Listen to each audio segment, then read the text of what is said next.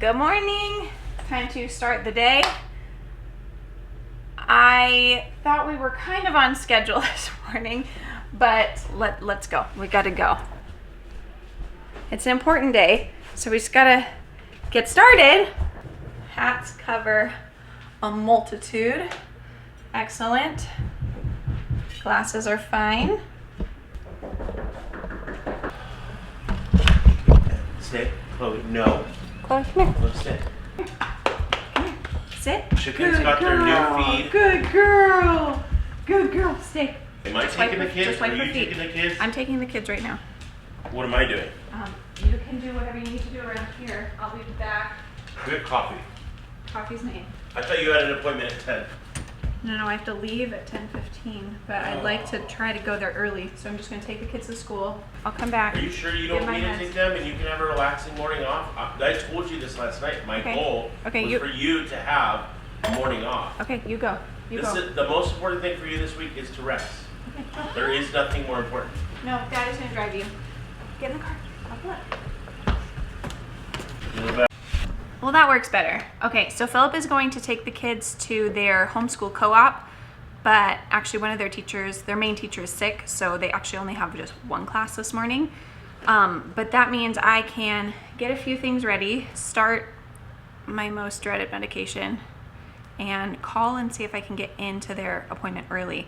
It was going to work out because my kids were going to be at school today, but because they're only going to be gone for this short little morning, I'm going to see if I can get into my appointment early and then be able to not be gone while they are home. But I am going to start today. Today is a big day. Today is potentially the last day before I am pregnant for 9 months. Tomorrow I will be PUPO, which is pregnant until proven otherwise. And so I'm going to strip the bed, change the sheets, because they are not as conservative as my previous doctor, but they do encourage 1 day of bed rest. In other words, I'm going to come home from our transfer is tomorrow. Holy. You guys think that I didn't share a ton and all of a sudden it's surprised on you that, oh my gosh, they're doing a transfer right now? That's how we feel. I haven't thought about it. We've had a lot going on. We've been trying to spend time doing projects on the homestead, and we had a very big loss, and so my heart was only focused on our dog. So surprise. Yeah, it snuck up on us. Hey, you are so dirty, you cannot get into our bed. Do you hear me? You can't see her. Chloe may or may not be sleeping with us. Nah!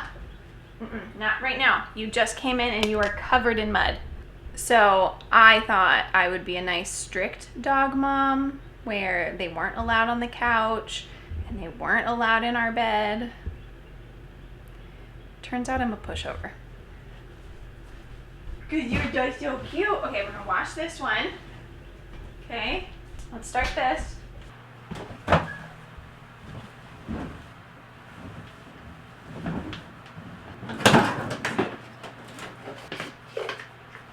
Gotta order more.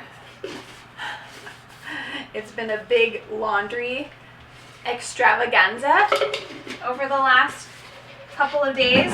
So all of the laundry is done.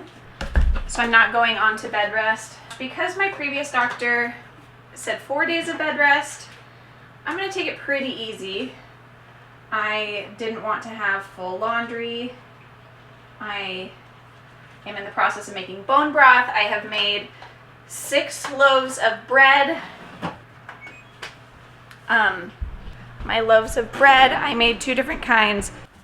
100% whole wheat sandwich loaves. These turned out great. We already crushed through one this morning, so we've got half a loaf already. Good nutritious breakfast with some eggs and bread and avocado. And then I deep scrubbed the kitchen.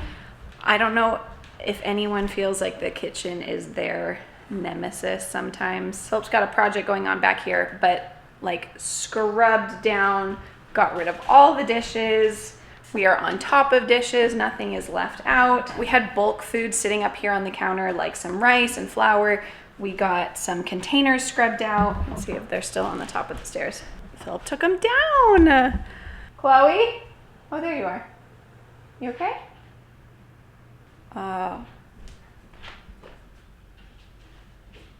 What's that noise? Chloe, what's down there?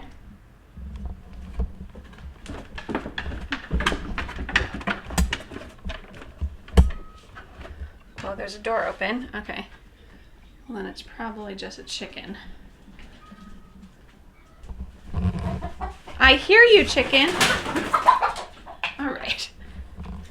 Good job, Chloe. Chloe, come here. So down here has turned into a disaster zone. If you have missed some of our videos, it ended up leaking down here. We ended up having to seal off some of the walls and a lot of projects. So down here is a little bit of a disaster, but I'm letting this be Philip's jurisdiction down here, but lots of stuff. But what he did move into the root cellar was my bulk containers of flour, wheat berries, rice, just random things that had been sitting on the counter, and I didn't have storage bins ready for them. So you know, those just projects that just are sitting around, like the craft table needs to be sorted hopefully before the end of today. But what is left on the counter is just bone broth and bread and sourdough starter and flour. And that is a huge win for me to not have projects on the counter going into IVF. Trying to help Philip out as much as possible. My goal would be if I could make some casseroles today, make a bunch of bulk food, maybe a pot of chili, and have many meals all set and ready is the goal. Let's see if that can happen. But this morning, I am going in for something for IVF that I've never done before. And I'm a little tentative about it and partly just want to refuse it, but they convinced me that it's helpful for them and hopefully they won't even need to use it. But it makes me miss my old doctor a little bit, that she just knew me and knew how to do the transfer smoothly. So, okay, we're heading out in a couple minutes, but a little trick. So in the past, well, today I'm starting heparin. And if you guys missed our IVF journey in the past, a part of my protocol is to go on heparin for the first trimester. So in the past, I've had vials of heparin, so I've had to draw it up in these insulin syringes. But once you poke it, you kind of dull the tip of the needle, and then you poke, you're kind of using a more dull needle, and it's not fun. And I already bruised, like, absolute insanity. You guys hold on to your horses. My abdomen in just, hopefully will be staying on this for the whole time, but over the next couple months, my abdomen will look like black and blue. I'm hoping that if I can get needle that screw onto this, so I don't have vials this time. They gave me like syringes. If I can just screw on a needle tip and use this, then maybe I won't bruise as bad. I don't know. Okay.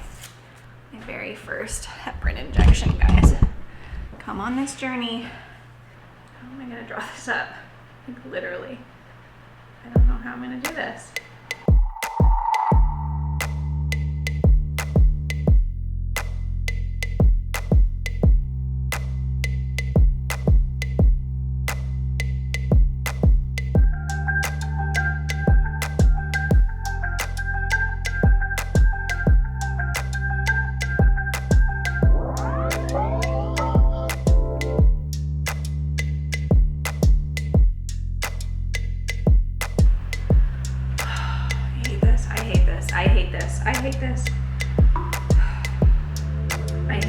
I hate this so much. I really hate it. Oh. And I had no guts to dart it. I kind of pushed that through.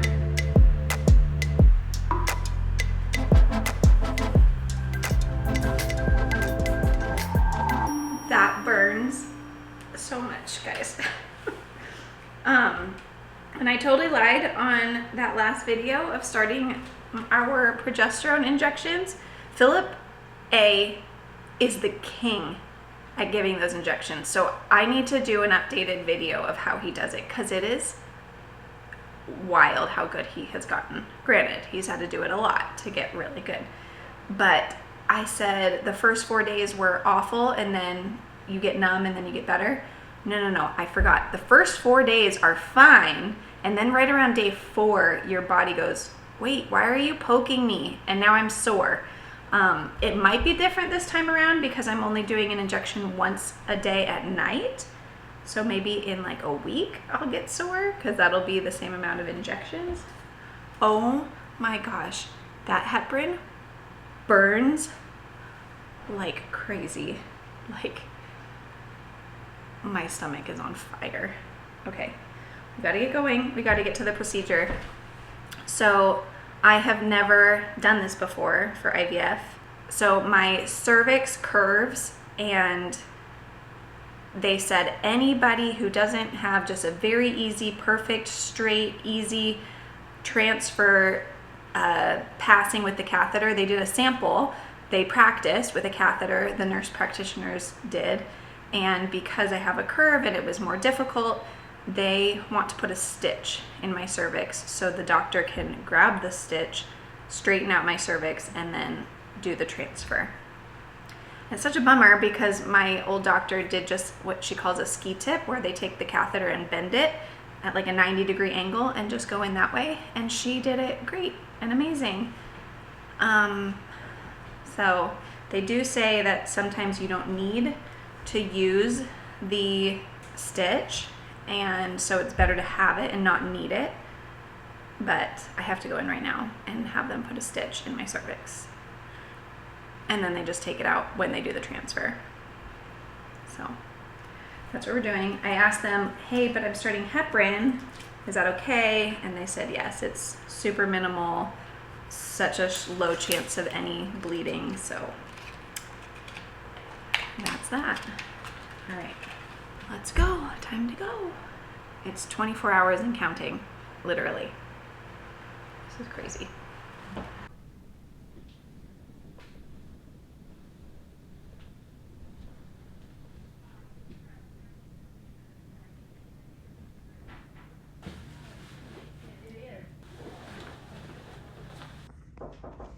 Yes.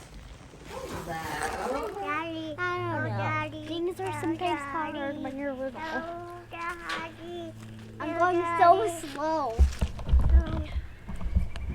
Anyway. Well, we are finally home. We stopped at the park. Good morning, campers.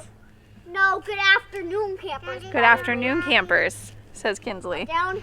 We went to the park because Philip probably will not be We're not down. leaving me at home and taking the kids out for a few days, so they enjoyed some park time. And then you know how it goes, just parenthood and bringing children home. Somehow someone has some kind of meltdown, and it feels like it's coming in all different directions. So we're all settled in, everyone's fed, no one's hangry anymore, and we're enjoying a little bit of outside. Well, Philip's working. I'm enjoying some outside fresh air. The procedure went fine. I'm not gonna lie to you. Part of me wishes I just refused to do it. And I try not to be a high maintenance patient, but I've never had to use it in the past. And I know the comfortability of different doctors, but the doctor that's doing our transfer, he like started the practice, so I think he should be fine without it. Anyways, so they gave me a little pad, and my heart first thought that I was like spotting from it, but then I remembered they said it's the betadine, so that makes me feel a little bit better. Hopefully it's just no big deal. And I asked her, does it leave a little scar from having a tiny little stitch in there? And she said no, but I don't know. Anyways, that's okay. We just did it. We did it anyways. I may be refusing something tomorrow because I guess I am being a little high maintenance, but they do Valium on the day of your transfer. And they said it helps relax the uterus. I'm sure it helps relax the patient a little bit, but I've never done that. And for me, I hate how much medication has to go into trying to conceive already. And I don't know, being on Valium right before a transfer when the baby is supposed to be attaching into the uterus, I know they're gonna say it's no big deal and it's totally fine, and the studies say it's fine, but just in my heart I feel, if I don't need it, can I just not take it? I'll try to remember to let you guys know tomorrow. If I forget to mention it in our transfer vlog, just ask me in the comments and I'll get to it into a video on bed rest or, you know, going forward. But they ask you to go in with a full bladder. Again, I never had to do that before. I know it helps like tilt the uterus, I get it. It's like, it's helpful, but I hate that feeling of, so I'll do my best. I'll try to not drink a lot of water. How about that? I won't drink too much. So the stitch on my cervix is a brand new experience for a transfer that I've never done before. And hopefully it'll just make it go a lot smoother and this baby will stick. And my girlfriend and I have been Marco Poloing today. Hey Kristen, if you're watching. She was asking me, can you believe like tomorrow, like you will be, you know, you will be doing the transfer, and then that means you would be delivering and having a baby in December. And I don't know why my brain hasn't gone to, oh, a transfer equals having a baby. And I know that sounds absolutely insane, but I think we're going through the motions. We've had a lot going on. I know we've been wanting to do this since the fall, like 6 months ago. For the last 6 months, we've been trying to get to this point. And I think I'm just not thinking about it. Like that this action of what we are doing is leading to conceiving. I don't know why I'm so like shocked by that. I know that sounds wild, but I just want to share my heart of where I'm at. Hi, baby. Chloe's good. Everyone who's been checking in on how Chloe's been, she is the happiest, energetic. We think the vet was guessing she's like 2 to 3 years old. Good girl. Yeah, Daddy's teaching her how to like dance and like jump up on him. I just pray that she doesn't do that with anybody else or any of our kids, and just with Daddy. But she likes to dance with Daddy. Up. Okay, we're gonna walk around the yard, get a few things situated and figured out before I am on bed rest tomorrow. It freezes this weekend. Hi, Bobby. Hi, you big girl. Oh my gosh. I'm excited to show you guys what we've been up to. It's been nice. Thank you for understanding our break that we took from YouTube just as we grieve the loss of Miss Emily, our other dog. But we've been doing a lot of projects that I'm excited to show you where we're at. You can kind of see our yard's a little torn up at the moment if you have seen that in the background. Friends, good night. Big day tomorrow. We've been working really hard in preparation for the season that's coming up. Now that it's here, now that the transfer's here, now that the hope of the next 9 months is here, and I'm ready for it. I'm excited for it, and I can't wait to have you guys along in the next season. I'm just so hopeful that tomorrow is the beginning of a new life that stays with us for a really long time.